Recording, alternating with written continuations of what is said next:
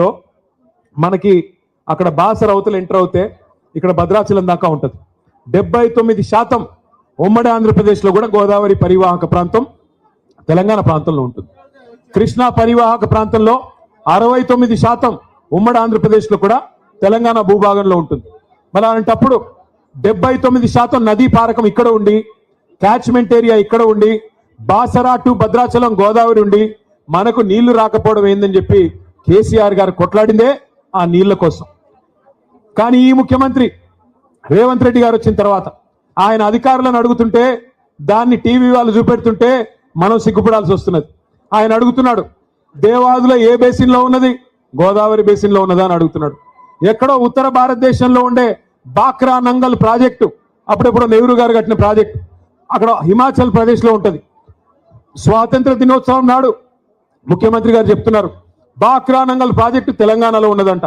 మనకు తెలియదాయ అంటే ఇంత గొప్ప ముఖ్యమంత్రి, నదులు తెలియదు, నీళ్లు తెలియదు, చివరికి ఎట్లాంటి పరిస్థితి అంటే ఈరోజు ఈ ముఖ్యమంత్రి గారిని చూస్తూ ఉంటే నిజంగా జాలేస్తా ఉన్నది.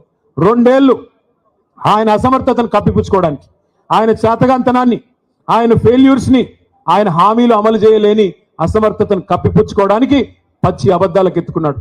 ఏం మాట్లాడినా, ఏం అడిగినా, ఏమయ్యా రేవంత్ రెడ్డి గారు ఎందుకు అమలు చేయవు, 100 రోజులు 6 గ్యారంటీలు అంటివి ఏమైంది అంటే ఇలా ఒకటే పల్ల వెతుకున్నారు అందరూ. ఏమంటారు వాళ్ళు, కేసీఆర్ అప్పుల పాలు చేసిపోయాడు, కేసీఆర్ రాష్ట్రాన్ని అప్పుల పాలు చేసిపోయాడని చెప్పి దుష్ప్రచారం, అబద్ధాలు చెప్తా ఉన్నారు. మొన్న ఈ మధ్యనే పార్లమెంట్లో ఒక బీజేపీ ఎంపీ గారు ఆయన అడిగినాడు కేంద్ర ప్రభుత్వాన్ని, మరి రేవంత్ రెడ్డి చెప్తున్నాడు రాష్ట్రం అప్పుల పాలైపోయింది అంటున్నాడు, కేసీఆర్ గారు అప్పుల పాలు చేశారు అంటున్నాడు, ఎంత అప్పు అయింది, కేసీఆర్ గారు పదవి బాధ్యతలు చేపట్టినాడు, తెలంగాణ వచ్చినాడు, ఉన్న అప్పెంత, కేసీఆర్ గారు తప్పుకున్న నాడు ఉన్న అప్పెంత అని చెప్పి అడగడం జరిగింది. కేంద్ర ప్రభుత్వం రిజర్వ్ బ్యాంక్ని అడిగింది, భారతదేశంలోనే అతిపెద్ద బ్యాంక్ రిజర్వ్ బ్యాంక్, తర్వాత కంట్రోలర్ అండ్ ఆడిటర్ జనరల్ అంటే కాగ్ వాళ్ళని అడిగింది. అడిగి పార్లమెంట్ వేదికగా ఆ బీజేపీ పార్లమెంట్ సభ్యుడికి కేంద్ర ప్రభుత్వం సమాధానం చెప్పింది. ఏం చెప్పిందయ్యా అంటే, కేసీఆర్ గారు పదవీ బాధ్యతలు చేపట్టిన నాడు జూన్ 2, 2014 నాడు తెలంగాణ రాష్ట్రం ఏర్పడ్డ నాడు ఉన్న అప్పు వారసత్వంగా మనకు వచ్చింది 72,000 కోట్ల రూపాయలు. కేసీఆర్ గారు పదవి నుండి దిగిపోయిన నాడు డిసెంబర్ 3, 2023 నాడు మన రాష్ట్రం యొక్క అప్పు 3,50,000 కోట్లు. అంటే ఆ 3,50,000 కోట్లలో ఆ 72 తీసేస్తే 9.5 ఏళ్ల కాలంలో కేసీఆర్ ప్రభుత్వం చేసిన అప్పు కేవలం 2,80,000 కోట్లు మాత్రమే అని చెప్పి నేను చెప్పడమో, అజయ్ గారో, నామా గారో, రవిచంద్ర గారో చెప్తున్న మాట కాదు, కేంద్ర ప్రభుత్వం చెప్తున్న మాట, రిజర్వ్ బ్యాంక్ ఆఫ్ ఇండియా చెప్తున్న మాట. వాళ్ళు చెప్పేదేమో 2,80,000 కోట్లు. బట్టి గారిని అడిగితే 6 లక్షల కోట్లు అంటాడు, తుమ్మలను అడిగితే 7 లక్షల కోట్లు అంటాడు, బాంబులేటిని అడిగితే 8 లక్షల కోట్లు అంటాడు, రేవంత్ రెడ్డిని అడిగితే 10 లక్షల కోట్లు అంటాడు. నోరే కదా, ఏముంది, ఎటు పడితే అటు మాట్లాడచ్చు, ప్రజలు వెర్రోళ్ళు కదా, నమ్ముతారులే అనుకుంటున్నారు ఈ సన్నాసులు. నేను ఒకటే గుర్తు చేస్తా ఉన్నా, ఎస్ కేసీఆర్ గారు అప్పు చేశారు, 2,80,000 కోట్ల అప్పు చేసిండు కేసీఆర్. చేసి ఏం చేసిండు, 73,000 కోట్ల రూపాయలు 70 లక్షల రైతుల ఖాతాల్లో 11 సార్లు రైతు బంధు రూపంలో వేసిన నాయకుడు కేసీఆర్. ఎస్ కేసీఆర్ గారు అప్పు చేశారు.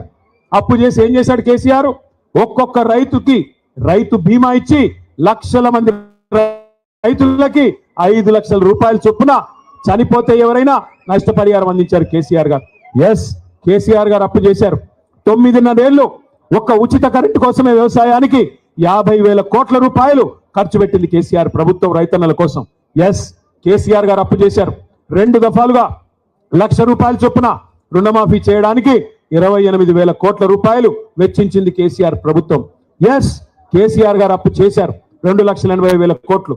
ఆ అప్పుతో 1,022 గురుకుల పాఠశాలలు పెట్టి 6.5 లక్షల మంది మన పిల్లలకి 6.5 లక్షల మంది పిల్లలకి ఒక్కొక్క అమ్మ మీద, ఒక్కొక్క అమ్మాయి మీద, ఒక్కొక్క తమ్ముడి మీద 1,20,000 రూపాయలు సంవత్సరానికి ఖర్చు పెట్టి నాణ్యమైన విద్య అందించారు.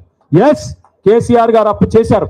చేసి ఏం చేశారు, 15 లక్షల మంది ఆడకూతురులకి 1,00,000 రూపాయలు ఇచ్చి కళ్యాణ లక్ష్మి పేరుతో, షాదీ ముబారక్ పేరుతో వారి పెళ్లి చేయించారు.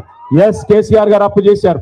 32 జిల్లాలుగా తెలంగాణను మార్చి 32 కలెక్టరేట్లు కట్టారు. 32 కలెక్టరేట్లు మాత్రమే కాదు, 5 మెడికల్ కాలేజీలు మాత్రమే ఉన్న తెలంగాణలో 32 మెడికల్ కాలేజీలు పెట్టిన ఘనత, 32 నర్సింగ్ కాలేజీలు పెట్టిన ఘనత మన నాయకుడు కేసీఆర్ గారిది. ఎస్, కేసీఆర్ గారు అప్పు చేశారు. అప్పు చేసి ఇంటింటికి నల్లా నీళ్ళిచ్చే మిషన్ భగీరథ కార్యక్రమాన్ని 40,000 కోట్ల రూపాయలతో కట్టారు. ఎస్, కేసీఆర్ అప్పు చేసి పాలమూరు రంగారెడ్డి ఎత్తిపోతల పథకంలో 90% పనులు పూర్తి చేసి 30,000 కోట్ల రూపాయలు అక్కడ ఖర్చు పెట్టారు. ఎస్, కేసీఆర్ గారు అప్పు చేశారు. మీ ఖమ్మం జిల్లాకు వరప్రదాయని లాంటి సీతారామ సాగర్ ప్రాజెక్టులో 1,000 కోట్ల రూపాయలు ఈ జిల్లా రైతన్నల కోసం ఖర్చు పెట్టారు. ఎస్, కేసీఆర్ అప్పు చేసిన మాట వాస్తవం. కానీ కేసీఆర్ చేసిన అప్పు మన భవిష్యత్తు మీద పెట్టిన పెట్టుబడి, తెలంగాణ పిల్లల కోసం పెట్టిన పెట్టుబడి, తెలంగాణ రైతుల కోసం పెట్టిన పెట్టుబడి తప్ప కేసీఆర్ గారు మీలాగా దోచుకోలేదు. మీరేం చేస్తున్నారు 2 ఏళ్లలో చెప్పండి.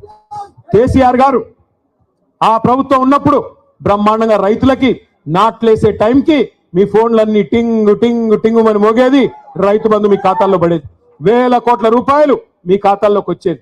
కానీ ఇవాళ 1,000 కోట్ల రూపాయలు టకీ టకీమని పోతున్నాయి. ఎక్కడికి పోతున్నాయి? ఎక్కడికి? ఢిల్లీకి పోతున్నాయి. రాహుల్ గాంధీ గారికి సామంతరాజులు కప్పం కట్టకపోతే